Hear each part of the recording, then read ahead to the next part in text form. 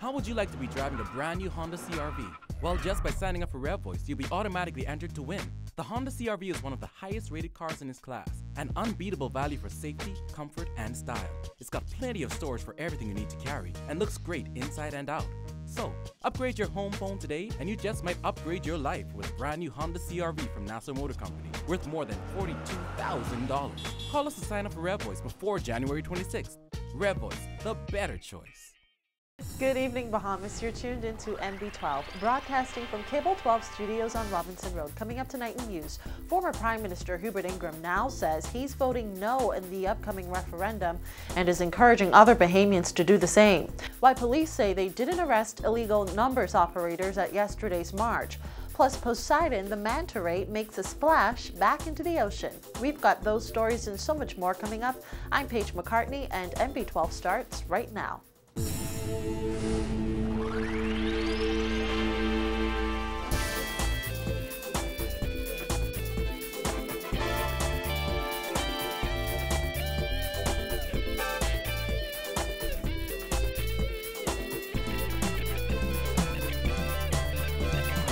And welcome once again to MB12. Tens of thousands of Bahamians are expected to cast their vote in Monday's gambling referendum, and Hubert Ingram will be one of them. 4 days after stating emphatically that he would not be voting, the former Prime Minister said today recent events have made him realize that he ought to participate in this process, namely yesterday's Vote Yes march. He asserted that he cannot remain a silent observer as perpetrators of illegal enterprises seek to further erode democracy, disrespect laws, and denigrate those who promote decency. Vonique Toot reports.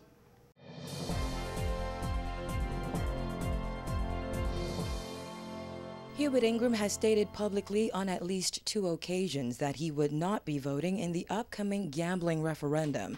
However, after watching yesterday's Vote Yes march in downtown Nassau, he's had a change of heart. He told reporters today he'll be voting no. During a news conference at his law office on Cable Beach, the former Prime Minister said while he has no personal objection to people engaging in legal games of chance, recent campaign events have persuaded him that his decision not to vote in the upcoming poll has become untenable. The longtime attorney says he finds the blatant disrespect and disregard of this country's laws intolerable.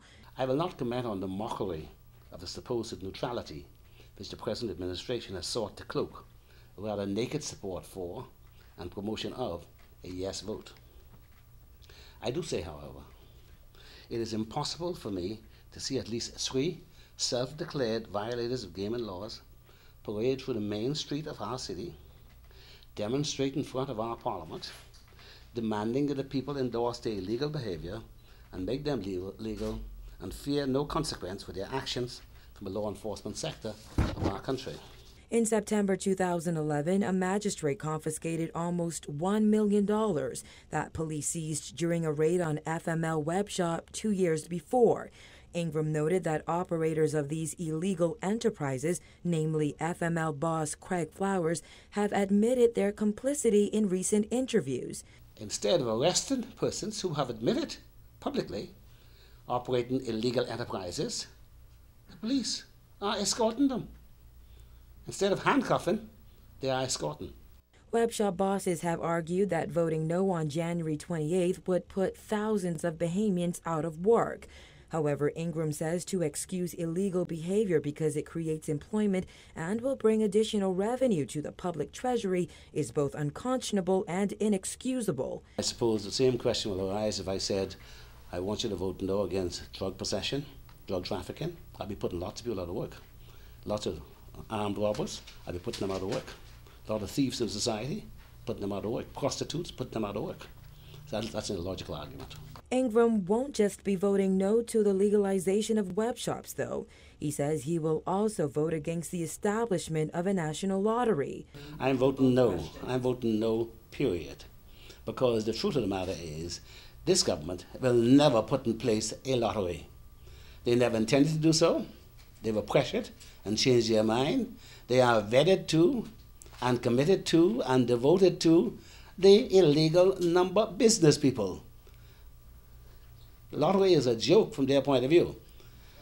And if for instance, you really wanted revenue, if you needed revenue badly, the national lottery produced far more revenue than a taxation from the casino fellas. We also asked Ingram to respond to Prime Minister Christie's claim that Wednesday's march was a wonderful expression of democracy. That's my answer. I laughed. The former Prime Minister says he'll be running ads between now and Monday urging Bahamians to vote no. Reporting for NB12, I'm Veronique Tude. And PLP Chairman Bradley Roberts today responding to Ingram's announcement, calling the former Prime Minister disingenuous. Roberts pointed out that Ingram was the Prime Minister when the Ministry of Finance met with web shop bosses when the former administration was thinking of legalizing the industry. Well, today, Assistant Commissioner of Police Hulan Hanna spoke to the reaction on either side about yesterday's march and laid out the Commissioner's position on the matter. Christina McNeil reports. Assistant Commissioner of Police Hulan Hanna today explaining that yesterday's march on Parliament was in fact within the law.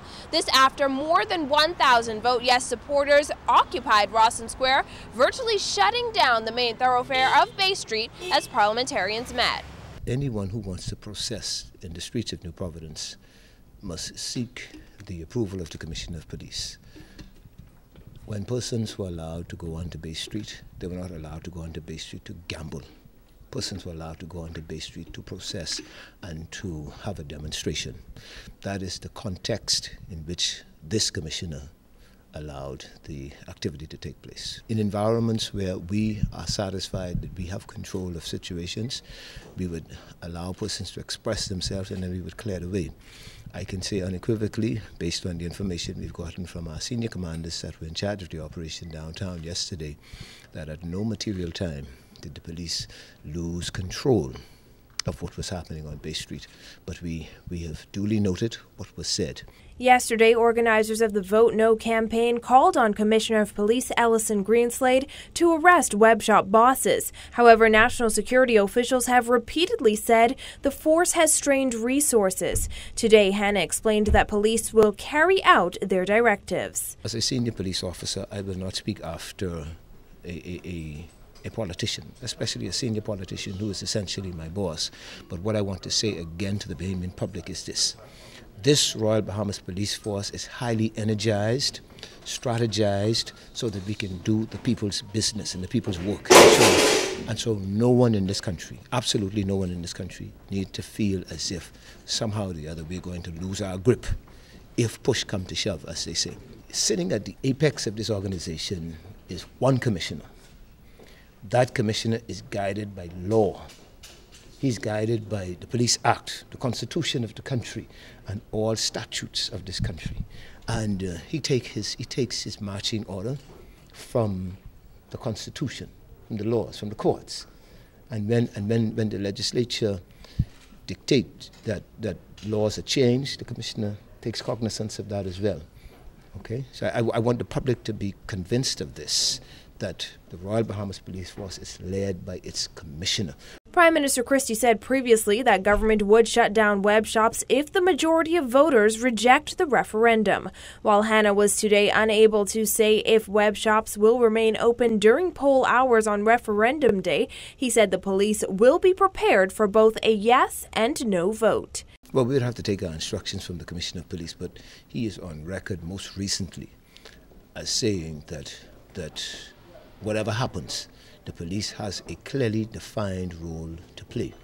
If at the end of the day, the police must go and ensure that facilities are closed down, this commission has indicated that is what will happen.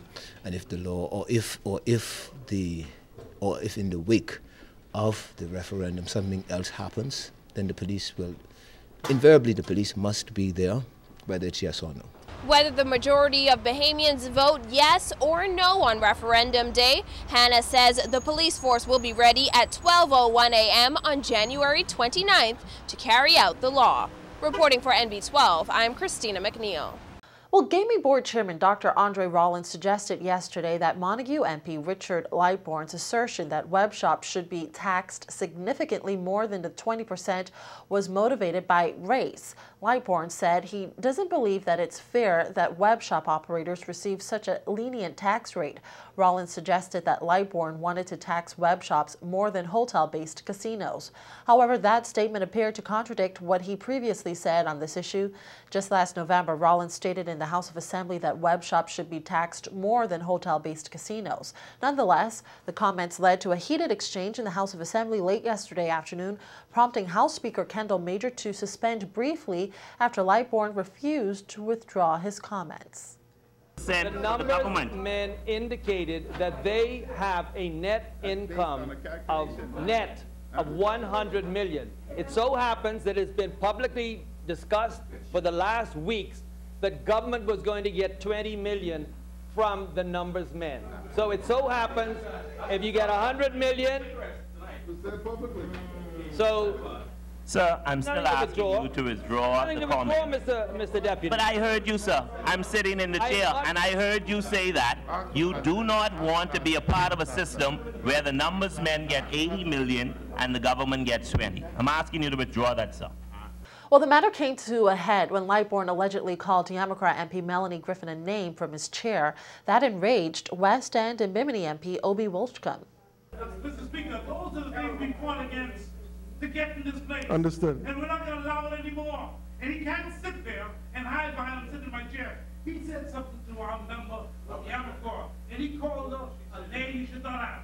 He has to apologize to her now, Mr. Speaker. Well, men don't do that. Understood. Honorable men don't do that. And we're not going to allow that from him. And we can hear it. Not going to do it. Understood. And National Security Minister Dr. Bernard Nottage and Prime Minister Perry Christie said the government has yet to decide on a tax regime for web shops and demanded that Lightbourne withdraw his assertion, which he did not do. The Prime Minister previously said the government estimates it could get $15 million to $20 million in taxes from web shops.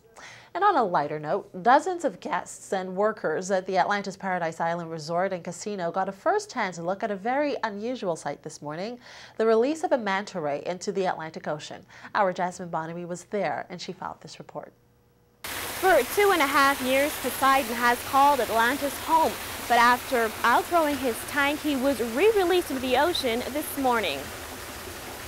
While he's not the first manta ray to be released, it turns out Poseidon is the largest manta ray so far, weighing in at 1,110 pounds. Like all manta rays kept in their marine habitat at Atlantis, Poseidon was captured in waters just off Paradise Island. When captured, he was only 9 feet, but during his 960-day stay at Atlantis, he grew to 13 feet 2 inches. A team of 28 marine specialists, divers, and veterinary specialists helped transfer Poseidon from the resort's 2.7 million gallon marine habitat back to the Atlantic Ocean as a part of the release and research program. VP of Marine Aquarium Operations Michelle Liu oversaw the entire process this morning.